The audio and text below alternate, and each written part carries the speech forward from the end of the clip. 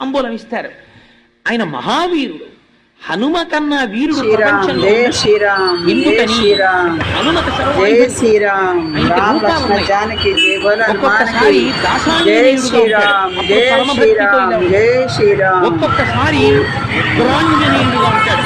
ఇటువంటి ఫోటోలు ఎప్పుడైనా చూస్తారో లేదో, చూస్తే భయం వేసుకుంటారు. వాళ్ళమునకు తోటతో ఇలా నిప్పు పట్టుకుని నిలబడతారు. అసలు అటువంటి మూర్తిని పెట్టుకోవడం కూడా చాలా కష్టం. ఉగ్రాంజనేయుడుగా ఉంటాడు. ఒక్కొక్కసారి పంచముఖ ఆంజనేయుడుగా ఉంటాడు. అదేంటంటే ఆంజనేయుడికి అలా శిరస్సులు ఉంటాయా అని నేను తెల్లబోతాను. ఇప్పుడు నేను ఆ స్వరూపాల గురించి చెప్తే అదో 9 రోజుల ప్రసంగం. నేను వాటి జోలికి వెళ్ళాను.